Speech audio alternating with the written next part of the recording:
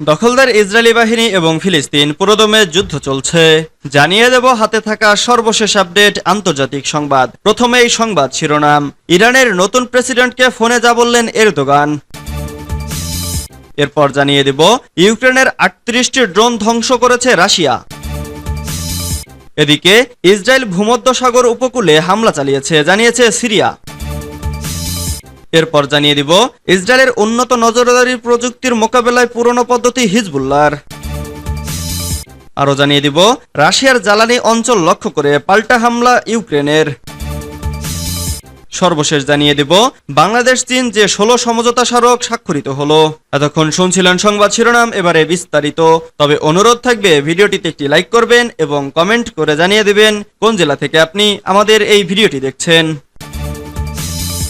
ইরানের নতুন প্রেসিডেন্টকে ফোনে যা বললেন এরদোগান। ইরানের নবনির্বাচিত প্রেসিডেন্ট মাহমুদ পেজেশকিয়ানকে অভিনন্দন জানিয়েছেন তুরস্কের প্রেসিডেন্ট রিসেপ তাইপ এরদোগান। তুরস্কের প্রেসিডেন্সিয়াল কমিউনিকেশনস ডিরেক্টরেটের এক বিবৃতিতে বলা হয়েছে, এরদোগান পেজেশকিয়ানকে ফোন করে অভিনন্দন জানিয়েছেন। দুই নেতা তুরস্ক ইরান সম্পর্কের পাশাপাশি আঞ্চলিক ও বৈশ্বিক উন্নয়ন নিয়েও আলোচনা করেন। পেজেশকিয়ানকে এরদোগান বলেন, তিনি বিশ্বাস করেন গভীর ঐতিহাসিক বন্ধনের ভিত্তিতে প্রতিষ্ঠিত দুই দেশের দ্বিপক্ষীয় সম্পর্ক নতুন যুগে আরও বিকশিত হবে। এ সময় তিনি তার মেয়াদের সাফল্য কামনা করেন। মে মাসে হেলিকপ্টার দুর্ঘটনায় নিহত প্রেসিডেন্ট ইব্রাহিম রাইসির স্থলাভিষিক্ত হতে অতি রক্ষণশীল সাইদ জালিলিকে পরাজিত করে শুক্রবার রানাফ নির্বাচনে জয়ী হয়েছেন পেজেশকিয়ান। দেশটিতে গত ২৮ জুন প্রেসিডেন্ট নির্বাচনে ভোটার উপস্থিতি ছিল মাত্র ৩৯.৯২%, যা দেশটির ইতিহাসে সর্বনিম্ন। প্রথম দফায় ৪ জন প্রার্থীর কেউই ৫০% বেশি ভোট নিশ্চিত করতে পারেনি। ইউক্রেনের ৩৮টি ড্রোন ধ্বংস করেছে রাশিয়া। রাশিয়ার বাহিনী সীমান্তের কাছাকাছি অঞ্চলে গতরাতে ৩৮টি ইউক্রেনীয় ড্রোন ধ্বংস করেছে। মস্কোর প্রতিরক্ষা মন্ত্রণালয় মঙ্গলবার একথা জানিয়েছে। মন্ত্রণালয় একটি টেলিগ্রাম পোস্টে বলেছে, ডিউটিতে থাকা বিমান প্রতিরক্ষা ব্যবস্থাগুলো বেলগোরড অঞ্চলে ৩টি ইউএভি, কুরস্ক অঞ্চলে ৭টি ইউএভি, ভোরোনেজ অঞ্চলে ২টি ইউএভি, রোস্তভ অঞ্চলে ২১টি ইউএভি এবং আস্ট্রাখান অঞ্চলে ৫টি ইউএভি ধ্বংস এবং প্রতিরোধ করেছে। ইউক্রেন এই অঞ্চলের উত্তরে ড্রোন দিয়ে লক্ষ্যবস্তুতে আক্রমণ করার ব্যাপারে ব্যাপক প্রচেষ্টা শুরু করেছে বলে উল্লেখ করে আস্ট্রাখানের গভর্নর ইগোর বাবুশকিন বলেছেন, আক্রমণটি সফলভাবে প্রতিহত করা হয়েছে। উভয় পক্ষই ড্রোন ব্যবহার করেছে, যার মধ্যে রয়েছে বৃহত্তর স্বয়ংক্রিয় বিস্ফোরক নৈপুণ্য সহ শত শত কিলোমিটার বিস্তৃত এলাকায় হামলা চালানোর ড্রোন। ২০২২ সালের ফেব্রুয়ারিতে শুরু হওয়া সংঘর্ষ জুড়ে ব্যাপকভাবে ড্রোন ব্যবহার করা হচ্ছে।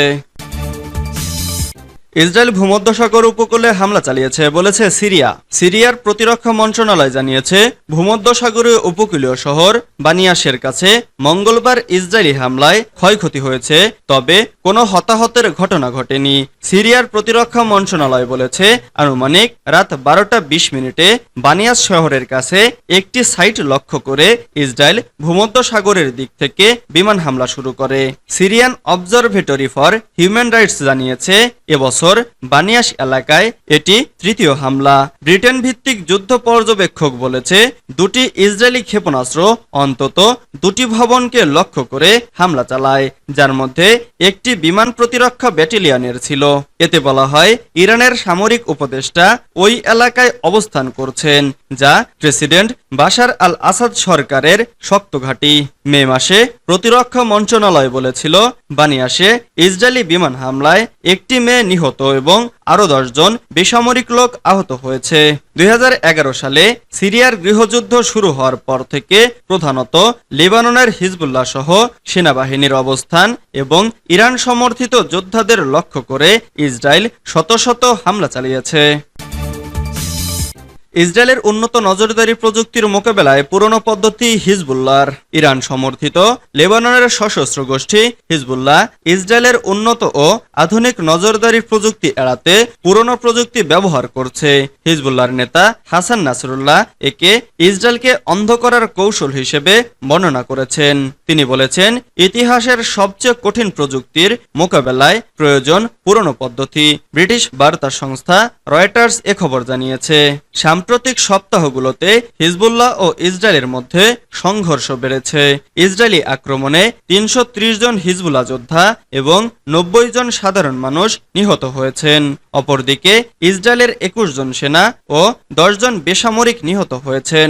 ইসরায়েলের সামরিক বাহিনী হিজবুল্লাহর বিরুদ্ধে তথ্য সংগ্রহের জন্য নিরাপত্তা ক্যামেরা এবং রিমোট সেন্সিং সিস্টেম ব্যবহার করেছে। হিজবুল্লাহ ইসরায়েলের গোয়েন্দা তথ্য সংগ্রহকে ব্যাহত করতে ড্রোন ব্যবহার করছে। হিজবুল্লাহ মোবাইল ফোনের পরিবর্তে পেজার ও কুরিয়ার ব্যবহার শুরু করেছে, যা তাদের শনাক্ত করা কঠিন করে তুলেছে।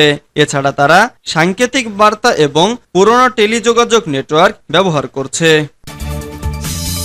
রাশিয়ার জ্বালানি অঞ্চল লক্ষ্য করে পাল্টা হামলা ইউক্রেনের। আবারও রাশিয়ার জ্বালানি অবকাঠামো লক্ষ্য করে ড্রোন হামলা চালিয়েছে ইউক্রেন। মঙ্গলবার ৯ জুলাই রাশিয়ার বিভিন্ন অঞ্চল লক্ষ্য করে ডজন খানেক ড্রোন ছোড়ে কিয়েভ। খবর কিয়েভ পোস্টের, যাতে এখন পর্যন্ত একজনের মৃত্যুর খবর পাওয়া গেছে। ইউক্রেনের ড্রোন হামলায় ক্ষতিগ্রস্ত হয় রাশিয়ার দক্ষিণাঞ্চলীয় ভলগ্রোগ্রদ, রস্তভ ও আক্তবিনস্কের কিছু এলাকা। আগুন লেগে যায় দুটি বৈদ্যুতিক সাবস্টেশন ও একটি তেল পরিশোধনাগারে। শোনা যায় কয়েক দফা বিস্ফোরণের শব্দ। এছাড়াও ক্ষতিগ্রস্ত হয় একটি সামরিক স্থাপনা।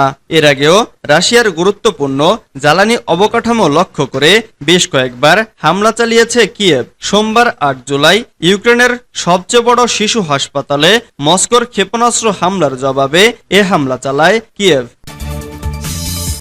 বাংলাদেশ চীন যে ১৬ সমঝোতা স্মারক স্বাক্ষরিত হলো। বাংলাদেশে বিনিয়োগ বাড়াতে ১৬টি সমঝোতা স্মারকে স্বাক্ষর করেছে বাংলাদেশ ও চীনের বেশ কয়েকটি বহুজাতিক বাণিজ্যিক প্রতিষ্ঠান। বাংলাদেশ ট্রেড অ্যান্ড ইনভেস্টমেন্ট সামিটে এই সমঝোতা স্মারকে স্বাক্ষর করে দুই দেশ। ৪টি সমঝোতা স্মারকের অধীনে মোট ৪৯ কোটি ডলারের বিনিয়োগ পেতে যাচ্ছে বাংলাদেশ। বাংলাদেশের বস্ত্রশিল্প, বৈদ্যুতিক গাড়ি নির্মাণ, সৌর বিদ্যুৎ, ফিনটেক এবং প্রযুক্তি খাতে বিনিয়োগ করবে চীনা কোম্পানিগুলো। বাংলাদেশ ও চীনা কোম্পানিগুলোর মধ্যে স্বাক্ষরিত সমঝোতা স্মারকগুলোর মধ্যে নগদ এবং মোবাইল ফোন নির্মাতা চীনা কোম্পানি হুয়াওয়ে টেকনোলজিস লিমিটেডের মধ্যে একটি সমঝোতা